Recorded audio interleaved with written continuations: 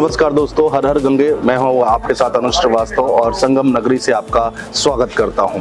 इस वक्त हम लोग पंच अग्नि अखाड़ा में मौजूद हैं और यहां पर एक यज्ञ चल रहा है और उसकी पहले तस्वीरें आप देख लीजिए, फिर हम आगे महाराज जी से भी बात करेंगे और समझने की कोशिश करेंगे कि आखिर ये प्रक्रिया क्या है, आखिर ये हो क्या रहा है और आगे मकसद क्या है, सोच क्या है।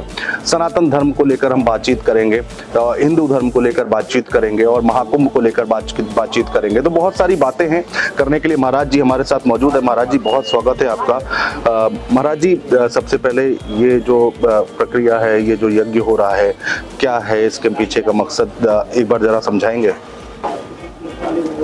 बहुत अच्छा, आप सभी लोगों के प्रयास से जी जो ज्ञान और साधना कुछ सिद्धों के पास में धीरे धीरे लुप्त हो जाता है जी, तो कम से कम आप लोगों के सार्थक और सकारात्मक जी प्रयास से कुछ सिद्धियां भी और कुछ साधना भी, जो संस्कार के विधि विधान है, वो भी आपके माध्यम से बहुत दूर तक के लोगों को जानने को प्राप्त हो जाता है जी। तो ज्ञान का जो धीरे धीरे प्रादुर्भाव होता है, आज आप सभी लोग दिव्य पावन भूमि संगम प्रयागराज में विराजमान होकर जी दिव्य अमृत महाकुंभ में अनेकों देश विदेश से आए हुए सभी साधकों के द्वारा किए जाने वाले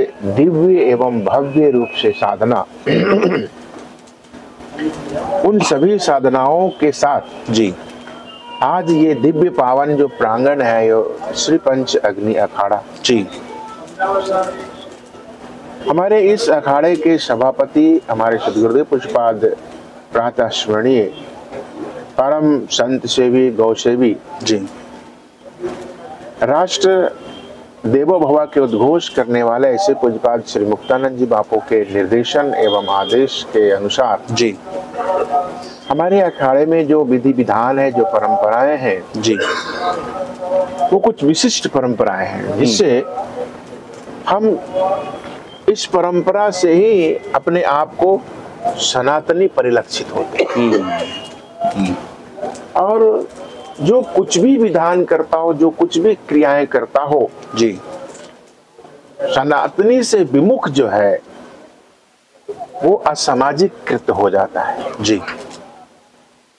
चाहे कोई अपने आप को बहुत बड़ा नाम बना ले, बहुत बड़ा ग्रंथ बना ले, बहुत बड़ी संस्था बना ले, बहुत बड़ा सिद्धांत सिस्टम बना ले, यदि सनातन से विमुख है, वेदो परायण नहीं है जी, वेदो निंदकः नास्तिकः जी, वेद से जो विमुख है वो असामाजिक कृत्य करने वाले लोग माने जाते हैं। जिस तरह से हम लोग कहते हैं कि जो हमारे राष्ट्र के कानून को नहीं मानता है वो असामाजिक है, बिल्कुल, अराजक तत्व है, आतंकवादी भी कह सकते हैं। बिल्कुल ठीक उसी तरह से जो सनातन वैदिक परंपरा को निर्वहन नहीं करता है वो असामाजिक तत्व है। सनातन वैदिक परंपरा में संस्कार का उच्च स्थान है।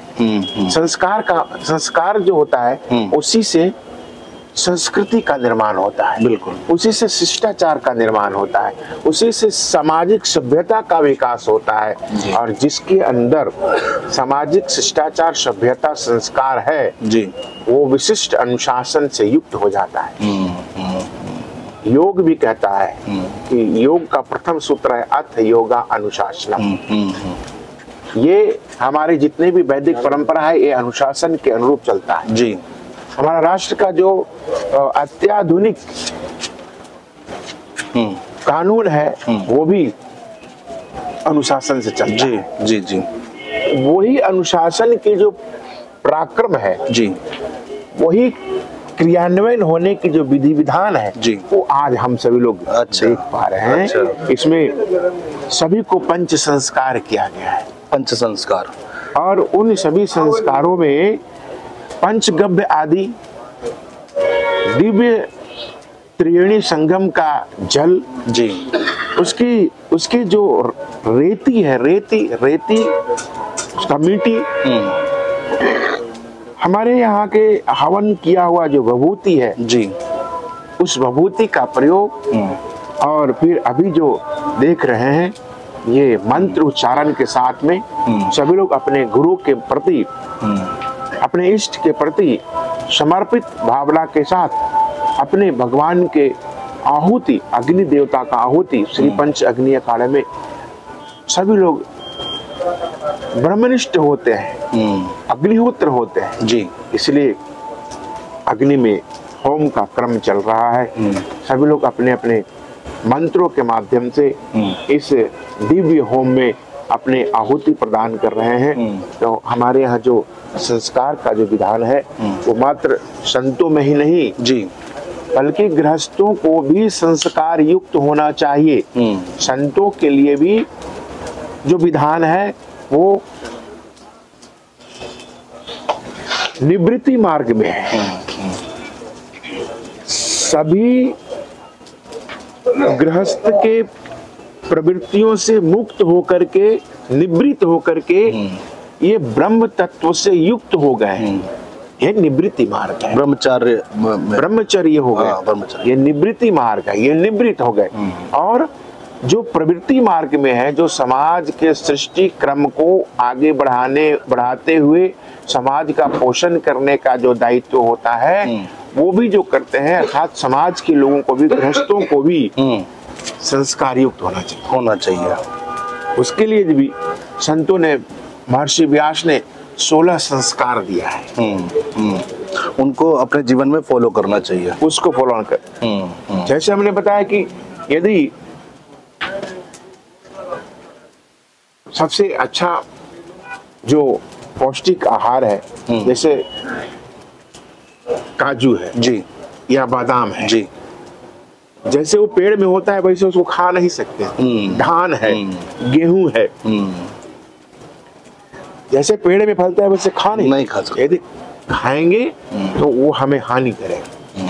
तो उसको भी उसके विधि विधान से उसको संस्कारित किया जाता है, शुद्ध किया जाता है, तब वो आहार के योग्य बनता है, तब वो पोषण के योग्य बन जाता है। बिल्कुल ठीक उसी तरह से मनुष्य भी जब जन्म लेता है तो उसके जन्म से पूर्व ही संस्कार का प्रारंभ हो जाता है। गर्भाधान संस्कार से लेकर के और फिर अंत में मृत्यु संस्कार तक जाता है। ये 16 संस्कार हम सभी मनुष्यों के लिए जरूरी। तो आज किसी से पूछे तो उसको संस्कार के बारे में ज्ञान ही नहीं ज्ञान है। माता पिता का चरणों को पूजन करना वो संस्कार में है। यज्ञोपवीत संस्कार आता है, विद्या पाठ अध्ययन का संस्कार होता है, कर्णवेद संस्कार होता है, विवाह संस्कार होता है। अब तो अंतिम में जो अग्नि संस्कार है जी, वो भी लोग नहीं कर पा रहे। ठीक बात है गुरु जी। दो बातें हैं। एक तरफ तो जो हमारा युवा है देश का, वो बहुत सनातन की तरफ आकर्षित हो रहा है, आध्यात्म की तरफ आकर्षित हो रहा है, और एक तरफ समाज में कुछ ऐसे लोग भी हैं वो बहुत सारी भ्रांतियां भी फैलाते हैं, गलत बात भी करते हैं। तो इसको आप कैसे देखते हैं, या फिर कोई मैसेज देना चाहें, आप संदेश देना चाहें? बहुत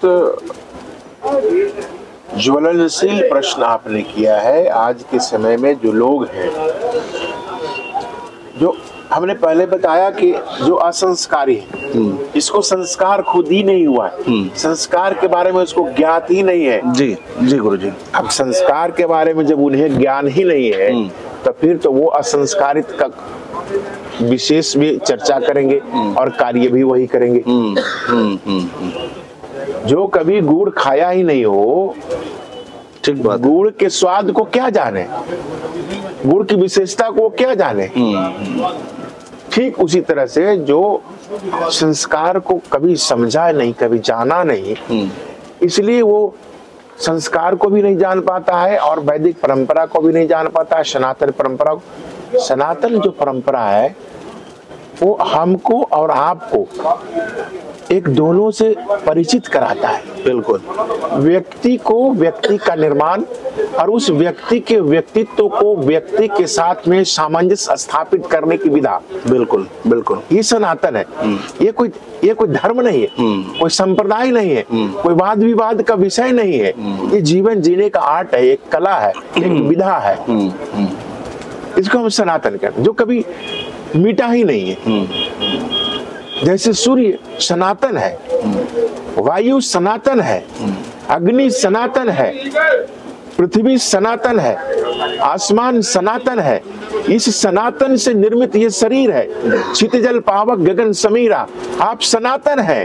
आप जो कार्य कर रहे हैं, जो वैदिक विधान कर रहे हैं, वही सनातनी। बिल्कुल बिल्कुल बिल्कुल बिल्कुल। अब इससे कोई यदि अलग कुछ बोलता हो, इसका मतलब है कि वो खुद से ही अपने आप को ही, अपने पैर को अपने कुल्हाड़ी से काटना। जी जी जी जी, ये अविवेक का पराकाष्ठा है।